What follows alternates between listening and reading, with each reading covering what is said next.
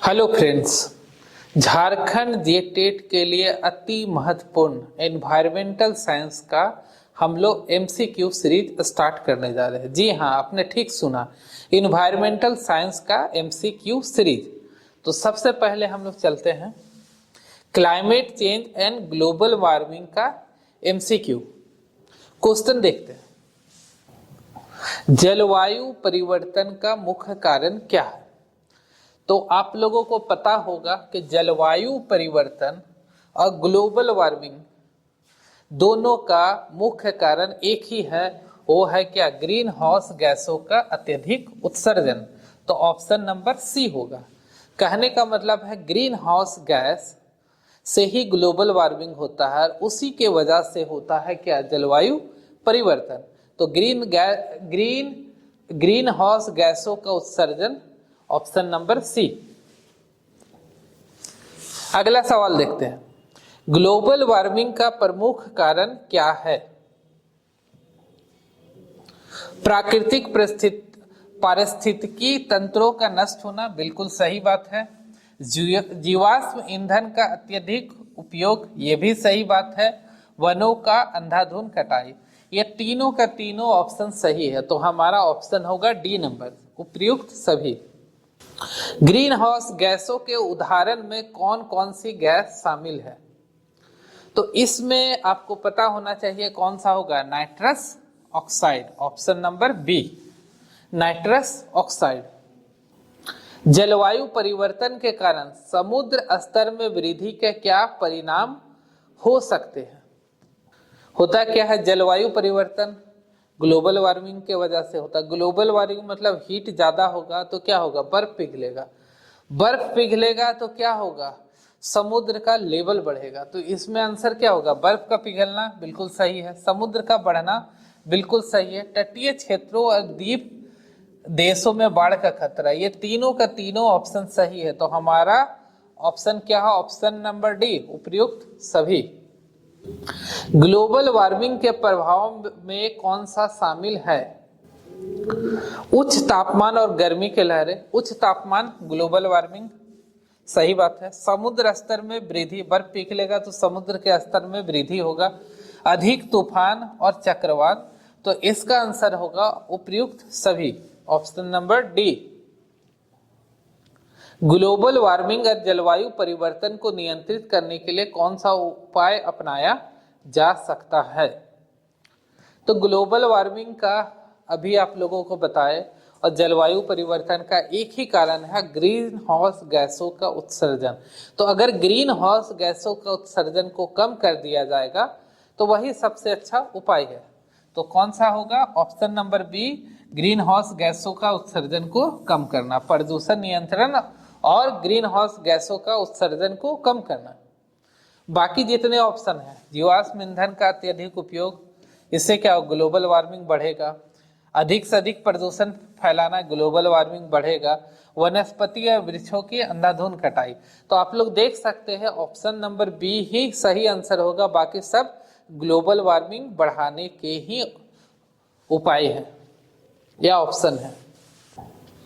जलवायु परिवर्तन को नियंत्रित करने के लिए किस प्रकार के ऊर्जा स्रोतों का उपयोग बढ़ाना चाहिए? तो इसका सबसे अच्छा उपाय क्या है? नवीकरणीय ऊर्जा स्रोत। क्यों नवीकरणीय ऊर्जा स्रोत? बाकी कुछ भी होगा, जीवाश्म ईंधन होगा, परमाणु ऊर्जा होगा, रासायनिक ऊर्जा होगा, ईंधन के रूप में बाकी तीनों का इस्तेमाल करेंगे तो क्या होगा? ग्रीन हाउस गैसों का उत्सर्जन होगा। जबकि नवीकरणीय ऊर्जा में इस प्रकार का प्रॉब्लम नहीं होता। तो ऑप्शन क्या होगा? ऑप्शन नंबर वन, नवीकरणीय ऊर्जा स्रोत। वनों की कटाई जलवायु परिवर्तन को कैसे प्रभावित करती है? वन क्या करता है? पेड़ पौधे एवं वन का काम है CO2 का अवशोषण करना, बदले में ऑक्सीजन को छोड़ना। तो क्या होगा? वनों की कटाई कैसे प्रभावित करेगी? CO2 अवशोषण में कमी हो जाएगा। क्यों? पेड़ कम होंगे तो CO2 का अवशोषण करेगा कौन? तो ऑप्शन नंबर बी, CO2 अवशोषण में कमी होती है। ग्लोबल वार्मिंग का मुख्य प्रभाव क्या हो सकता है? उच्च तापमान और सूखा, बिल्कुल सही बात है। बर्फ का पिघलना, समुद्र स्तर में वृद्धि, बिल्कुल सही बात है। कृषि उत्पादन पर प्रतिकूल प्रभाव, अगर ग्लोबल वार्मिंग होगा तो क्लाइमेट चेंज होगा और इसके वजह से कृषि उत्पादन पर प्रतिकूल प्रभाव पड़ना ही पड़ना है। क्लाइमेट चेंज मतलब वर्षा टाइम पे नहीं होगा, तापमान बढ़ जाएगा, तो क्या होगा? ऑब्वियस है कि कृषि उत्पादन पे असर पड़ेगा। तो इसका आंसर होगा उपयुक्त सभी, ऑप्शन नंबर डी। जलवायु परिवर्तन के प्रभाव में कौन सा निम्नलिखित नहीं है? इसका ऑप्शन होगा तापमान में गिरावट। जलवायु परिवर्तन होने से क्या होता है? तापमान में वृद्धि होता है।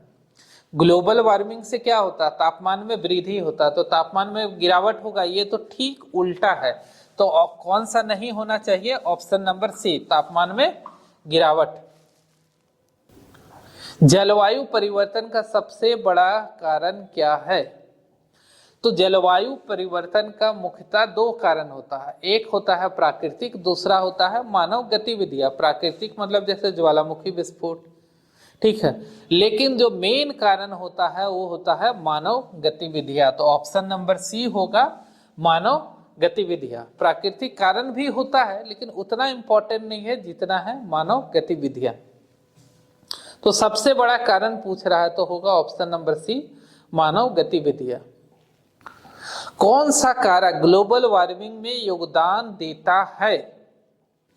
प्रदूषण को नियंत्रित होना, पेड़ों की अधिक संख्या, जीवाश्म ईंधन का अधिक उपयोग। तो बोलता कौन सा कारक ग्लोबल वार्मिंग में योगदान देता है, मतलब किसके वजह से ग्लोबल वार्मिंग बढ़ता है? तो क्या होगा? जीवाश्म ईंधन का अधिक उपयोग। जीवाश्म ईंधन का अधिक उपयोग करेंगे तो क्या होगा? गैसों का उत्सर्जन होगा, जिससे ग्लोबल वार्मिंग बढ़ेगा। जलवायु परिवर्तन के कारण जलवायु के किस तत्व में परिवर्तन होता है? जलवायु परिवर्तन के कारण तापमान, वर्षा, मौसम तीनों में परिवर्तन होता है, इसलिए ऑप्शन नंबर डी उपयुक्त सभी। ग्रीन हाउस गैसों को उत्सर्जन को कम करने के लिए कौन सा उपाय सबसे अधिक प्रभावी है? तो क्या होगा? क्या बोल रहा है? ग्रीन हाउस गैसों का उत्सर्जन को कम करना, उत्सर्जन को कम करने की बात कर रहा है। तो ये कब होगा? जब अधिक से अधिक वृक्षारोपण होगा। बाकी सारा ऑप्शन, कारखानों को अधिक सक्रिय बनाना, इससे क्या होगा? ग्रीन हाउस उत्सर्जन बढ़ेगा। जीवाश्म ईंधन का अधिकतम उपयोग करना, ग्रीन हाउस उत्सर्जन बढ़ेगा। प्रदूषण बढ़ाना, ये तीनों ही ऑप्शन है ग्रीन हाउस उत्सर्जन को बढ़ाने का। एक ही है जो कम करने का है, वो क्या है? वृक्षारोपण। तो आंसर होगा ऑप्शन नंबर बी, वृक्षारोपण। जलवायु परिवर्तन के प्रभाव में कौन सी समस्या उत्पन्न हो सकती है? पानी की कमी, बिल्कुल होगा। खाद्य संकट, कृषि पे प्रभाव पड़ेगा तो खाद्य संकट होना ही है। बर्फों का पिघलना, बिल्कुल होगा। तो हमारा ऑप्शन होगा ऑप्शन नंबर डी उपयुक्त सभी। अब चलते हैं, सौर ऊर्जा और पवन ऊर्जा जैसे स्रोत किस प्रकार की ऊर्जा है? तो आपको पता होना चाहिए कि सौर ऊर्जा और पवन ऊर्जा क्या है? नवीकरणीय ऊर्जा है, माने रिन्यूएबल एनर्जी है, ठीक है। तो क्या होगा? ऑप्शन नंबर ए, नवीकरणीय ऊर्जा। जलवायु परिवर्तन के कारण समुद्र के स्तर में वृद्धि का क्या परिणाम हो सकता है? जलवायु, अगर समुद्र के स्तर में क्या होगा? वृद्धि से क्या होगा? तटीय क्षेत्रों में बाढ़ का खतरा, बिल्कुल सही है। तो क्या होगा हमारा ऑप्शन नंबर ए, तटीय क्षेत्रों में बाढ़ का खतरा। ग्लोबल वार्मिंग के कारण जो प्रभाव होते हैं उनमें कौन सा सही है? ग्लोबल वार्मिंग के कारण जो प्रभाव, उनमें शीतलता में वृद्धि हो गई, नहीं, बिल्कुल गलत। तापमान बढ़ेगा। समुद्र में ठंडक आना, नहीं। प्राकृतिक आपदाओं में बढ़ोतरी, बिल्कुल सही बात है, ऑप्शन नंबर सी होगा। कार्बन डाइऑक्साइड का उत्सर्जन कम होना, नहीं, ग्लोबल वार्मिंग के वजह से क्या होगा? ज्यादा होगा। तो सिर्फ एक ही ऑप्शन सही है, ऑप्शन नंबर सी। जलवायु परिवर्तन को रोकने के लिए किस प्रकार की जागरूकता की आवश्यकता है? जलवायु परिवर्तन अगर रोकना है तो वैश्विक स्तर पे जागरूकता होनी चाहिए, ग्लोबल लेवल पे। कहने का मतलब है पूरी दुनिया मिलकर अगर काम करे तो ही जलवायु परिवर्तन को रोका जा सकता है। कैसे? कार्बन उत्सर्जन को सब लोग कम कर दे तो ऑटोमेटिक जलवायु परिवर्तन नहीं होगा। वृक्षारोपण और वनस्पति संरक्षण से क्या लाभ होता है? आपको पता है वृक्ष क्या करती है? वृक्ष कार्बन डाइऑक्साइड का अवशोषण करती है, तो वृक्षारोपण से क्या होगा? CO2 अवशोषण बढ़ता है। ग्लोबल वार्मिंग और जलवायु परिवर्तन को नियंत्रित करने में सबसे बड़ा योगदान किसका हो सकता है? यहां बात कर रहा है नियंत्रित करने का, मतलब कंट्रोल करने का। यह कंट्रोल कैसे होगा? कंट्रोल करने के लिए वैश्विक स्तर पर सबका सहयोग चाहिए। ग्लोबल वार्मिंग के कारण कौन सा मौसम संकट उत्पन्न हो सकता है? तो ग्लोबल वार्मिंग के कारण क्या होगा? बर्फबारी होगा? नहीं। सूखा और जल संकट होगा? बिल्कुल सही बात है। उष्णकटिबंधीय जंगलों में वृद्धि? नहीं। ज्वालामुखी विस्फोट? नहीं। इस ज्वालामुखी विस्फोट के वजह से ग्लोबल वार्मिंग होता हुआ अलग बात है, तो ये भी नहीं होगा। तो क्या होगा? ऑप्शन नंबर बी, सूखा और जल संकट। ग्लोबल वार्मिंग को कम करने के लिए किस प्रकार की ऊर्जा का उपयोग बढ़ाना चाहिए? नवीकरणीय ऊर्जा का। Option number B. आपको पता ही होता है नवीकरणीय ऊर्जा में क्या हो? उत्सर्जन नहीं होता है, जैसे पवन ऊर्जा, ठीक है, सौर ऊर्जा, इनका इस्तेमाल करना चाहिए। विकसित देशों में ऊर्जा को अत्यधिक खपत का जलवायु परिवर्तन पर क्या प्रभाव पड़ता है? मतलब अगर विकसित राष्ट्र है तो ऊर्जा का अत्यधिक खपत करते हैं। कैसे खपत करते हैं? AC चलाते हैं, ठीक है, सभी के पास गाड़ियां होती हैं, ठीक है, तो जितने भी सुख सुविधा से युक्त चीजें हैं विकसित राष्ट्र इस्तेमाल करती है, और उसके वजह से क्या होता है? CO2 उत्सर्जन बढ़ता है। तो क्या होगा? ऑप्शन नंबर ए, CO2 उत्सर्जन बढ़ता है। कृषि कार्यों और पशुपालन से क्या समस्या उत्पन्न हो सकती है? तो आपको पता होना चाहिए कि पशु से क्या होता है? मीथेन गैस का उत्सर्जन होता है। कृषि से क्या होता है? ऑब्वियस है, नाइट्रस ऑक्साइड उत्पन्न होता है।